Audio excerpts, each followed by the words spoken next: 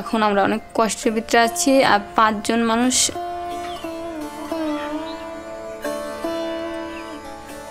আমরা গ্রাম থেকে আসি, এখন ছোট একটা রুমে থাকা লাগে, 5 জন থাকতে কষ্ট হয়। আগে গ্রামে অনেক সুন্দর ছিলাম, কিন্তু ঢাকায় অনেক থাকতে কষ্ট হইতে আছে। একটা ছোট ঘরের ভিতরে 5 জন থাকতে হয়, কিন্তু পানি থাকে না, গ্যাস থাকে না, অনেক কষ্ট হয়।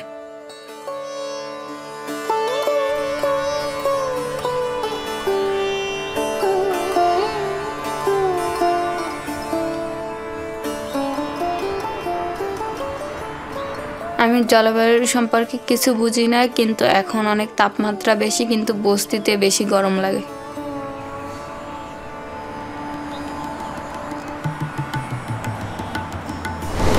Strong winds and rainfall unleashed by the Category 5 storm through western Myanmar and southern Bangladesh. Bangladesh has been spared the main threat of the cyclone Mocha. From the climate change perspective, almost every climate impact, from flooding to cyclones to droughts, hit parts of Bangladesh and affect millions of people in Bangladesh. And hence Bangladesh is usually in the top 5 countries as the most vulnerable country in the world. Bangladesh has the largest delta in the world at the mouth of the highest mountains of the world. So we are geographically in a very vulnerable position. Though it seems sheltered, we are at the brunt of the cyclones and the floods.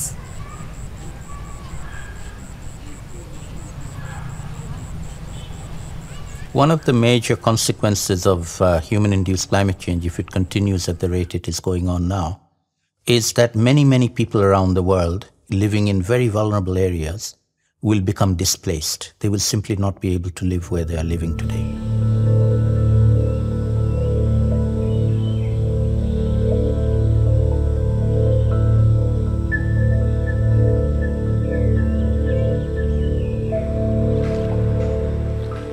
আমার বয়স 14 বছর। বরিশালে যখন ছিলাম তখন খেলাধুলা করছি, গোসল করছি, মাছ মারছি, আম টোকাইছি। পরে বরিশালে যখন ঝড় হইতো পরে বন্যা হইতো, পরে আবার নদী ভাঙলে আমাকে বাড়ি চলে যায়, আর অনেক মানুষের বাড়ি চলে যায়। পরে আমরা বাধ্য হয়ে করাইল আসি।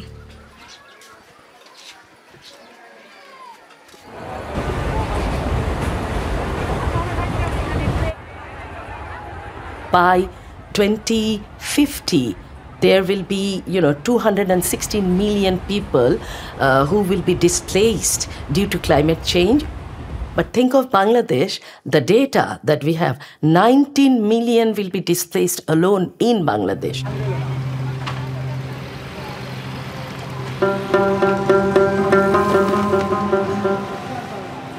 Around 2,000 people every 24 hours are arriving in Dhaka city by foot, by cycle, by rickshaw, by bus, by boat, and they disappear into the slums. We have more than 200 slums in Dhaka city. And unfortunately, the limits of the human body, which is in the high 40 degrees centigrade or 50 degrees centigrade, are being reached now. Those who would like to work, they will have to come to Dhaka. What they are facing, it's a precarious living and precarious work condition. If you look at Dhaka city, now it's unlivable.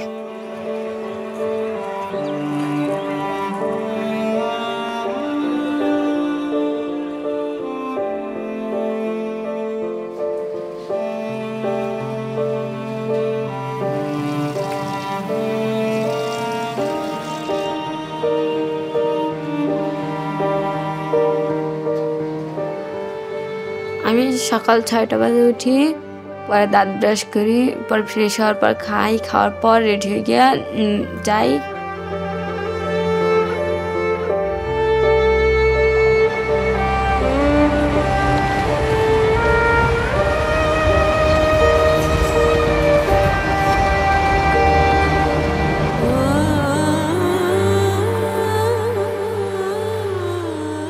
হেঁটে হেঁটে যাই, পরে আবার হেঁটে হেঁটে আসা লাগে। পরে লাঞ্চ টাইম দেয়, সকালবেলা কাজ জমা দিই, দেওয়ার পর মেশিন মুছি, পানি আনি, পরে কাজ শুরু করি, আবার লাঞ্চ টাইম দেয়।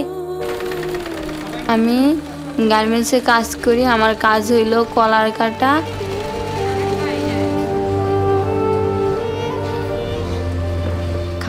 খাই আবার রেস্ট নিই, রেস্ট নেওয়ার পর আবার কাজ শুরু করি, আবার 5টা বাজে আইসা পড়ি। আসার পর আমাকে 5,500 টাকা বেতন দেয়। কোনো সপ্তাহে 6 দিন কাজ করা লাগে, কোনো সপ্তাহে 7 দিন কাজ করা লাগে। আমার মাঝে মাঝে অনেক ভালো লাগে, কাজ অল্প থাকে, অপারেটরগুলো গল্প করা যায়, কাজ ক্লিয়ার থাকে। আবার মাঝে মাঝে অনেক কাজের চাপ দেয়, আমরা ছোটো মানুষ করতে পারি না, তখন অনেক খারাপ লাগে। যখন আমি কলার যদি ভুল হয় তখন আমার মা বাপ তুলে গালি দেয়।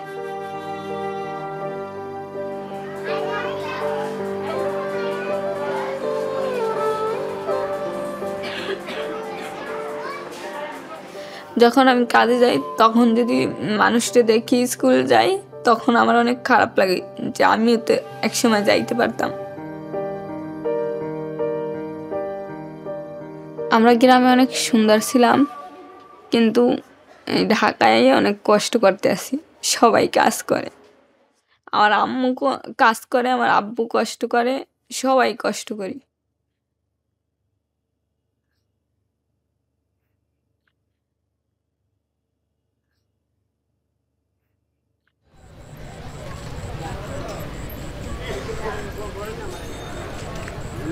Whether they are internally displaced people, they're called, or refugees going across international borders, are not recognized as climate migrants or climate refugees by the law. In Bangladesh, what we are trying to do is to give them recognition as people who are being displaced by climate change and providing them with some assistance to deal with the displacement.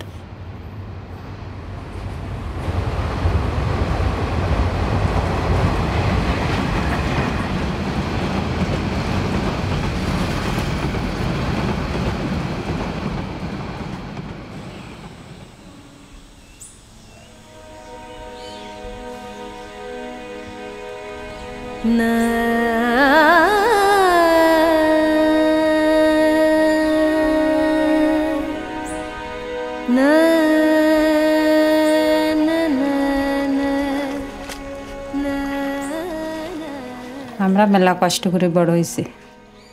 বাবা পারতো না কাজ করতে, আমাদের করতে হতো এই কাজকর্মগুলো। ছেলের মতন আমরা কাজ করেছি বাসায়, আমাদের বাবার বাড়ি জমি খেত, আমরা সবাই বোনেরা রুয়া থোয়া করতাম। আমার বাবা বয়স হয়ে গেছে তো, পারতো না কাজ করতে।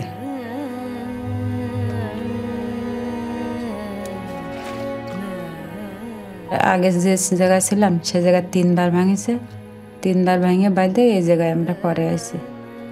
নদী ভেঙে গেছে, জলে ঝড় বন্যায় ভেঙে গেছে। গরম যে সময় বাড়তেছে সে সময় তো হলো ধরেন দিনে যদি 500 টাকা ইনকাম হয় কি 200 টাকা ইনকাম হয়, তাতে প্রচুর গরম, তাতে চাল কিনবো না বাজার করবো না ওই ফ্যান কিনবো, ফ্যান কেনার টাকা কই পাবো?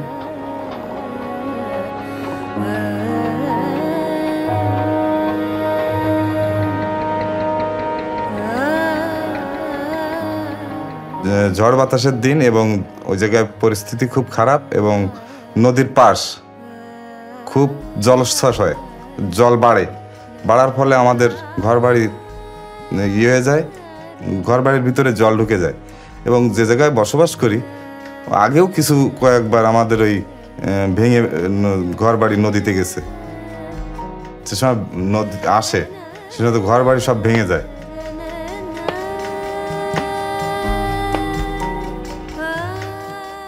We used to get super cyclones in the past decades that would kill tens of thousands of people, sometimes hundreds of thousands of people.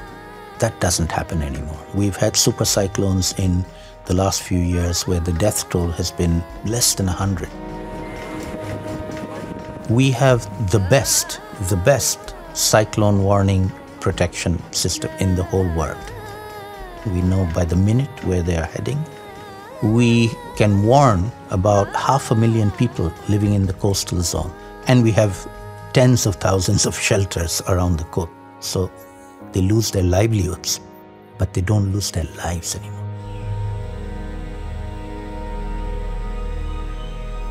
আমরা যে সময় ঝড় আসে সেই সময় তো মোবাইল না, ওই যে রেডিওই বলে, তারপরে হলো মানুষ মুখে মুখে বলে ঝড় আসতেছে।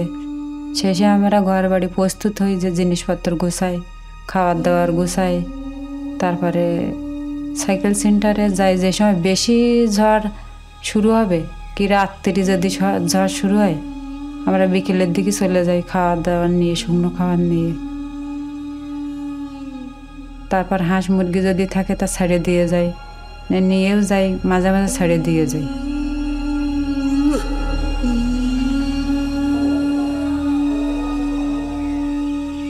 This is a country where you're fighting for every square inch of land.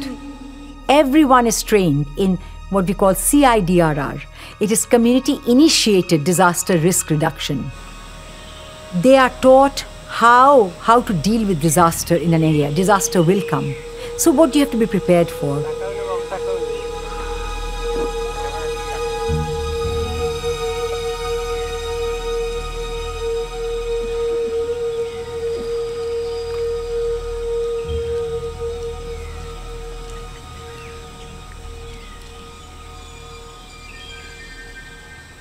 The people of Bangladesh have known about climate change for well over a decade.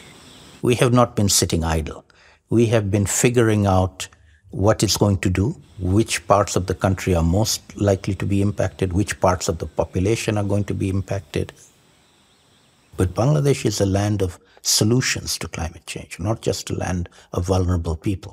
So we are well on the way to finding ways to deal with the impacts of climate change. They'll still cause a lot of harm, but we are finding solutions to that.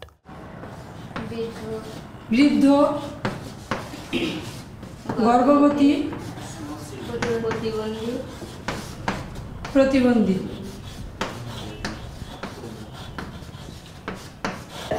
সৃষ্টি হয়েছে। এটা লঘুচাপের সৃষ্টি হয়েছে, এটা আমাদের যে কোনো সময় প্রতিকূলে আঘাত আনতে পারে। তো আমাদের একটা পূর্ব পরিস্থিতির প্রয়োজন আছে। এনারা আছে, তো আমাদের কি করতে হবে? এনাদের আমাদের আগে সব থেকে সর্বপ্রথম আমরা কি করব? তো গর্ভবতী মহিলাদের আমরা আশ্রয় কেন্দ্রে নিয়ে যাবো।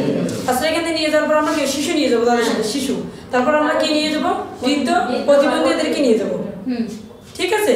কারণ আমাদের তো সবাইকে একত্রিত হয়ে কাজ করা যাবে, সবাই জাতীয় দুর্যোগ ব্যবস্থাপনা কর্মসূচির কাজের জন্য আমাদের কখনো কখনো অনেক ঝুঁকিপূর্ণ এলাকায় আমাদের যেতে হয়, কারণ ওখানে যোগাযোগ ব্যবস্থা ভালো থাকে না, ওখানের বিশেষ কোনো খবর আমরা পাই না। সেক্ষেত্রে আমাদের ওখানে যাওয়া লাগে।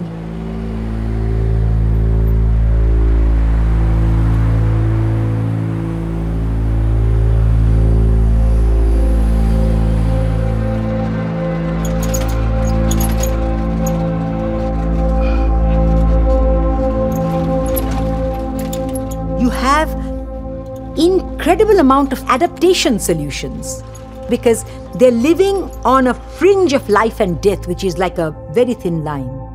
And they will take whatever solution comes to them and make the best of it.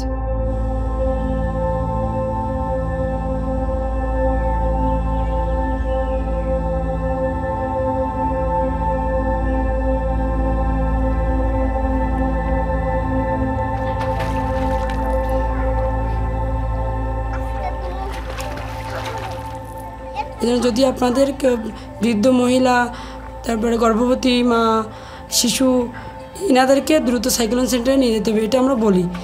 এবং তারা যদি না যেতে চায় আমরা তাদেরকে জোর করে নিয়ে যাই, সাইক্লোন সেন্টারে নিয়ে যাই। আর যখন আমাদের 4 নম্বর সংকেত দেওয়া হয় তখন আমরা একটা পতাকা উত্তোলন করি এবং মাইকিং করি। আমরা নদীতেও ট্রলার নিয়ে মাইকিং করি এবং জনগণকে সচেতন করি। ওখানে মানুষের কোনো ভালো ঘরবাড়িও নেই, ওরা খুবই অসহায় একটা জায়গা। আমাদের এলাকাটা যেহেতু ঝুঁকিপূর্ণ, আমি দেখছি যে ঝড়ের সময় আমাদের এদিকের মানুষ সাইক্লোন সেন্টারে কেউ যেতে চায় না। কি সম্পর্কে বোঝা দেবে যে দুর্যোগ সম্পর্কে উদ্ধার হ্যাঁ, আর শিলাদির বাসায় একটা প্রতিবন্ধী আছে, সে তাদেরকে নিয়ে আমাদের কি করতে হবে, শিলাদির বাড়ির অবস্থা দেখ, ভাঙাচোরা এলাকা, নদী ভাঙন হয়ে গেছে, এখানে তারপরেও থাকবে। আমরা তোমার সতর্ক করতে এসেছি, এই যে ঝড় আসতেছে না, ঝড় আসলে তো এই যে নদীর সাইডে তোমাদের বাড়ি, এখানে তো থাকা সম্ভব না, সাইক্লোন সেন্টারে যেতে হবে। আর বাচ্চা কাছে যাতে আছে এদের সবাইকে নিয়ে সাইক্লোন সেন্টারে যেতে হবে। আর প্রয়োজনীয় যে জিনিসপত্র, দলিলপত্র, সোনাদানা, টাকা পয়সা, তারপরে চিড়ামুড়ি, প্রয়োজনীয় কিছু ওষুধপত্র, এগুলো হয় নিয়ে যেতে হবে। নাই আমার বাড়ি এলো নদীর সাইডে, এখানে থাকা কোনোভাবে সম্ভব হবে না। যদি ঝড় আসে তো ঘর বাড়ি ভেঙে নদীতে চলে যাবে।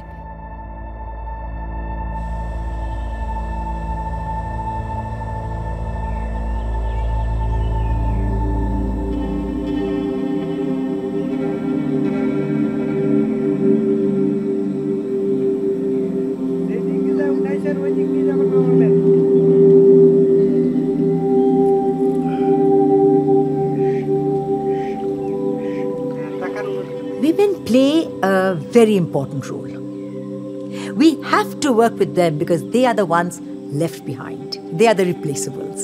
We have to empower them. And I think this is part of understanding the community, listening to the people, hearing what they say, and also deeply listening to what they don't say.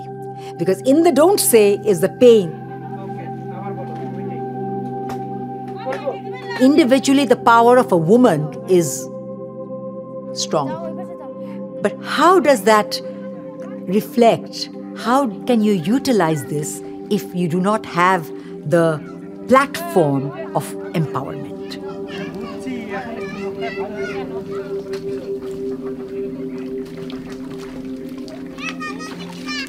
So the work needs to be done holistically, and the work needs to be done with the women together, because then it's power.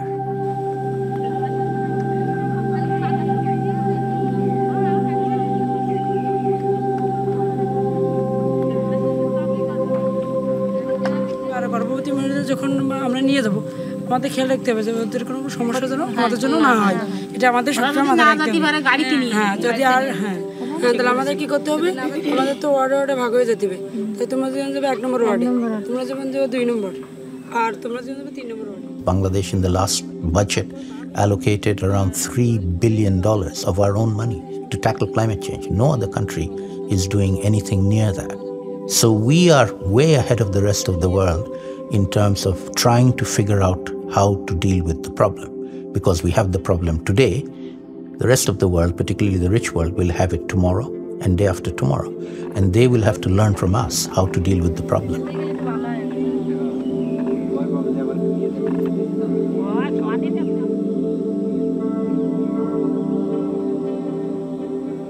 Although Bangladesh or India, Pakistan or Nepal, they are facing climate change as individual countries, but then again, solution lies in global movement.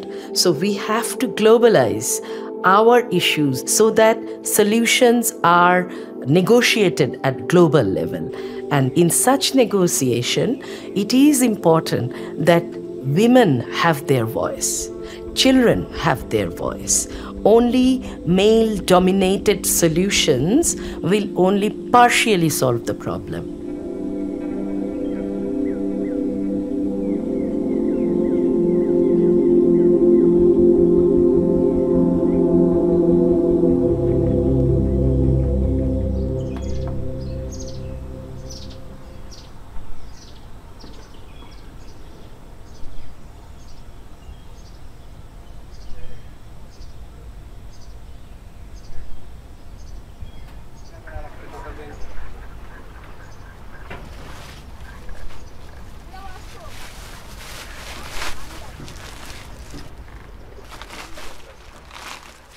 ঘর বাড়ি যে সময় ঝড় শুরু হয়, যে সব ভেঙে যায়, সে সময় তো অনেক কষ্ট হয়, কান্না লাগে।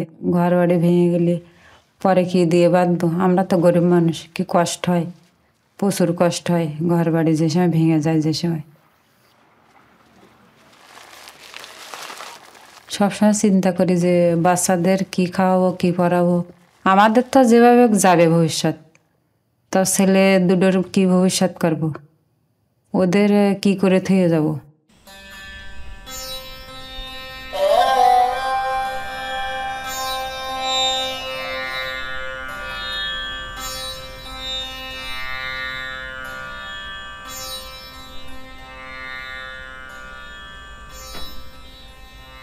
when you start a journey to a different place, you do have certain emotional barriers which you have to really overcome. They do go through deep sense of losing your belonging.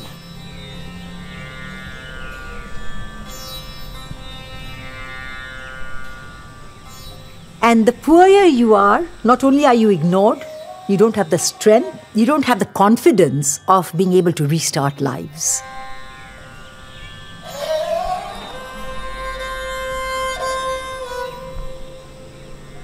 If you work with migrants, you will find that they don't want to move. They're forced to move. They're not all heading for Europe. They want to stay where they are living and continue to be able to stay where they're living or near where they were living.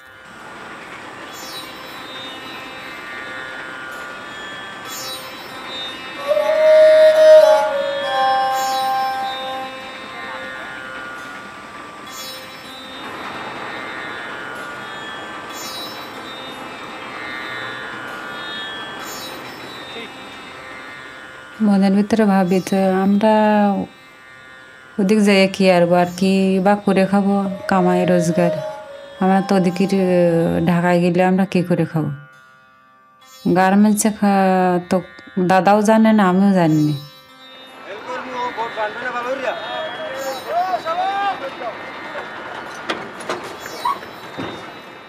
সময় সময় ভাবি যে ওদের লেখাপড়া যা শিখতে পারে শেখাবো তারপরে ওরাও কাজকর্ম করবে আমরা দুইজন কাজকর্ম করবে তাতে আমাদের সংসার চলে যাবে তাতে ভবিষ্যৎ সামনের ভবিষ্যৎ সামনে ভাববো ওরাই কামাই রোজগার করে ওরাই সামনের ভবিষ্যৎ ওরাই চিন্তা ভাবনা করবে ভবিষ্যতে চিন্তা ভাবনা আছে খাটাখাটনি করে চিন্তা ভাবনা আছে যে আরও ছেলে দুটোর পড়াশুনো করে বড় হবে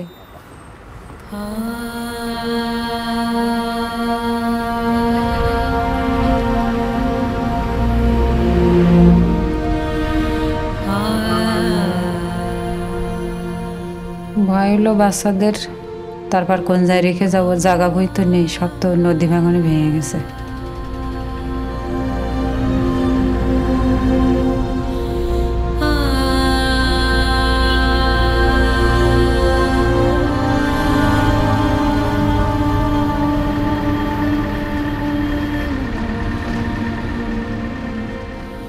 এখন ভবিষ্যতে চিন্তা করতে হবে আমরা পরবর্তীতে ভালো হয়ে চলব কীভাবে কিন্তু এই ঢাকায় ঘর ভাড়া দিতে হয় আবার অনেক খাবার দাবার অনেক কষ্ট হয় তার কারণে আমার কাজে যাইতে হয় এখন আমার কোনো স্বপ্ন নাই এখন আমার ছোট বোনের লয়ে